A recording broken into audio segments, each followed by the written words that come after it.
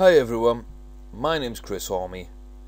This is my look back at Swansea City, the save I've got on FM13, where we've, over the course of 12 years, become the most dominant team in the world. And this is just a look to see where we came from, how we arrived, and a few of the transfers on the way. So we'll jump straight in, and we'll look at the league first. Great performance in the league. As you can see, we turned around a huge loss last season where we were 15 points behind the eventual winners Chelsea. We didn't even finish second. So this season it was imperative that we jumped up. We beat both Manchester clubs to the title. We're 11 points clear. And let's have a little look at some of those fixtures to see where we won the title. As you can see, it's a good start. A couple of losses here. You're looking at Arsenal, Norwich and Stoke. So, that's not too bad. Beat Chelsea, picking up some wins there against teams that we'd normally struggle against. Huge win against Cardiff. But I think you can see after January closes, the window closes there, we don't lose a game. February onwards we draw twice, but it's a huge run of wins. So Arsenal did the double over us. They beat us as well in one of the cups we'll have a look at in a second. But after that second defeat, Hull, Norwich, Reading, Stoke, West Brom and Everton, all big wins. Draw against Chelsea away from home, we'll take that. Then wins against United, Cardiff, Tottenham, Brighton and Newcastle before drawing with Villa. But the season was already over for us at that point. Burnley and Wolves wrapping up the title as well. But really this was where the season was won, where our first league title was actually sealed. We were ahead for most of the season. We'd sort of snuck ahead of Man City. United came on late to try and sort of steal that second place, but they couldn't get the job done. But against Man City, this double header, that gave us the distance to know that we were, I think, 3 or 4 games clear at that point, about 10-12 points ahead of Man City going into these 2 games. So we picked up the wins. They finished off strongly as well, but the run of games sealed the title. But beating them twice in 3 days in the league really meant that all the momentum was with us, and they couldn't get much out of it. So that was really pleasing. You can see here the Champions League group topped the group, did really well. And then, as we can see by the tree, beat Bayern Munich, Juventus, Real Madrid, met Man United in the final. They beat Atletico Madrid in extra time. Was that away goals, sorry. Then Chelsea, then Barcelona, and they met us in the final. We couldn't get the job done. So the FA Cup, we beat Villa, we lost to Arsenal 1-0. They've beaten us twice in the league. They knocked us up the FA Cup. So good season for them over us. They went on to beat Ipswich in the semi. They met Tottenham, who would overcome Preston, West Brom and Stoke. But Arsenal were to go on to win it 1-0. That's a favourite scoreline for them. They beat us with it. They beat Ipswich, they beat Tottenham. They beat Bournemouth 2-0, but good run to the final for them. And in the other cup competition, we'd beat Ipswich. We had a fantastic game against Middlesbrough. We thumped Man City over 2 legs. And then we met Arsenal in the final. They'd overcome some decent teams as well. They struggled a little against Gillingham, but they stepped back up, beating out Blackburn. And then in a 2-legged tie, Man United 4, Arsenal 6. So they definitely earned their final place, but we got our revenge for the season. We got our big win, we got the cup. So we're going to take a quick look at transfers. We're going to start with the outgoing players. Denswell and Semple not getting into my team or on the bench, so small fees out for them. And then we weakened our first team with some big transfers out. You look here, central attacking midfielder and sort of playmaking genius Eric Lemire, 38 million to Real Madrid. My right winger Lee Chung-yong out to Chelsea for 29. Barcelona snapped up Royston Drenthe from my left wing, 22.5. Victor Fischer, my backup left winger, 17.75 to Real. I think my third choice striker at this point, Alejandro Villa, nearly 15 million out to Inter Milan. John Ruddy went out, 13.5 million as my starting goalkeeper there, and my starting left back Jose Angel to PSG.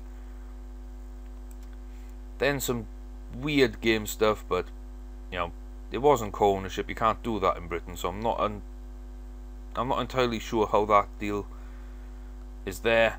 You'll see later on though, we sold them back to them just 9 days later for a free transfer, after picking them up on a free transfer the same day we originally got rid of him. But it goes down as, you know, £12 million basically. That was the deal done. So he went from the bench. Novikov was on the bench for us. He went to Arsenal for 9. Then reserve players Adrian and Rafinha, two good Brazilian attacking midfielders, decent fees for them. Josh McEachran went to Rangers for a good fee. Ward-Prowse, Palomino and De Bruyne, and Luis Batista and Andrigo. They're all midfielders. They're all reserve players. So, chance to get them out. A few loan deals. Andrew Black for nearly 4 million to Porto. Not a great time with us, unfortunately, for Andrew Black. Didn't develop the way I wanted. There's the James McCarthy deal out again. And then Haris Arshik, 1.6 million to Watford. Couple more loans here. A young Australian central defender, Australian and Greek. He went out to Man United, Tassos Parousis. And then the big deals of the January window, in amongst all the loans, Bayern Munich taking my first choice central defender, Alexander Dragovic. Very, very good defender. That cost them 20 million. And then stupidly sold to Man United rather than someone else, but Ramsey went out for 30 million. It's a good price for him. He was unhappy, he wanted to leave. So, you know, we did that deal. He's a Cardiff boy. He didn't want to play for Swansea. He had a lot of personal problems during our, our time together. So I felt it was only right to get rid of him. So as you can see, £269 million in the bank. That's fantastic progress over the season, and that did allow me to go and spend. But we're down a goalkeeper which we replaced from our bench that we picked up a youngster a couple of years ago, a young Argentine goalkeeper. So that was okay. We put a central defender in as well from our reserve team, good youngster who'd go on to be a superstar for the club.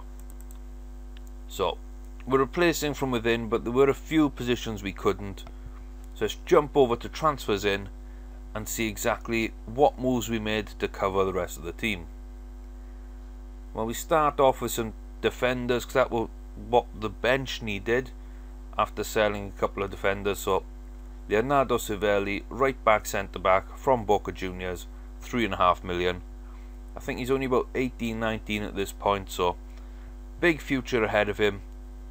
I don't think he was entirely ready, but he went on the bench, did a decent enough job. Nick Watson, Roger Robbie, two new gens again, two young players. So 4.25 million basically for three central defenders, one of which could actually play right back. That was good enough cover for my reserves and for the youth team. We're okay. Signings for the future. But we did need signings for now. So we look here. Arsenal in a little bit of financial difficulties. We pounced. I think 120 million for 8 players was at one point the deals we had in place. But We only ended up getting to, I pulled the plug on 1 or 2 because the money wasn't really right for what I wanted to do. I wanted to build British. A couple of players turned me down, like Edison Cavani, who had joined them for 31. He didn't want to join me then for 18, which was a shame. But we did pounce, picked up the Ox on the right wing, Alex Oxlade-Chamberlain, 13.75. We coupled him up with Jack Wilshere, 16.25. So 30 million the pair. I think cracking signings. And they were a real force in our midfield for, you know, the best part of 6 years. Then we've got Gareth Bale, very, very good for us. Real key player. So 30 million there. So really, for 20 million each, we've got Oxlade on the right, we've got Jack Wilshere down the middle, we've got Gareth Bale down the left. In that central midfield area as well, we've got a youngster just coming through into the team who would become, you know, one of our better players. And really, one of the best players I've actually ever seen stats-wise on FM. Name of Ashley Grant. We saw him a couple of seasons ago, I believe, coming in for about £100,000. So that was a great, you know, a great journey to see him going into the first team and sitting alongside Freddie Green for a large part of the season. And you know, together they worked well. Freddie Green, world-class player, phenomenal talent, and one of the few players to actually make it past his 30th birthday in this save at my club. But that was a great midfield. I did still feel we were lacking something in central defence. For the first team, we hadn't quite replaced the people we'd let go. So, you know, after picking up James McCarthy on that free transfer from Chelsea, basically the game giving back to us as if the co-ownership it had put in place for some reason had failed. So he came back to us, released him on a free transfer, basically back out to Chelsea. But here we see my big signing in January, 25 million for Phil Jones from Man United. Again, as a British player, we're trying to keep the core of the team British for the foreseeable future here. He's young, he's talented, and he's a real leader in that back line, so it was exactly what we needed. 85 million. You know, we'd spent a lot this season, but we really did get the players in. And as we've already seen, the money going out of the club doesn't really worry us when we've got so much coming in from transfers. So we also went up and picked a young central midfielder, Mohamed Ben Ali, because we had sort of lost Aaron Ramsey by this point. He wasn't actually out the club, he still had another month with us, but I knew he was going, and we were just trying to find the best deal and trying to wait around to see if someone not in the Premier League wanted to come pick him up. But sadly only United were able to pay what we wanted, so I felt it was prudent to bring in a young midfielder. Ben Ali had a 19 in passing, good determination and solid physicals. He was only 17, I believe, so as I say, a really nice pickup and one for the future, bearing in mind we knew we were going to lose one or two midfielders over the next couple of years anyway. But that is a profit of about 170 million pounds. Maybe 180 actually, just shy of. So you take the agent fee and signing on fees out of all that, you're probably still looking at a fair amount of money, maybe 150 odd million. So we're doing well. We can put that in now. We can start looking at buying the stadium, expanding the stadium, getting those top youth facilities and training facilities that have been just out of our reach until this point. We've won the league title, we've got a big reputation hike, you know, Champions League finalists, Capital One Cup winners. So, you know, it was time really now to kick on off the field, get that in a position where we could just sustain ourselves for the foreseeable future and kick on in Europe. Can we do it? Well, you'll have to come back and find out. This is only season 4 of 12. Plenty more to come. So I hope you do come again. And until then, guys, I'm Chris Ormie, and take care.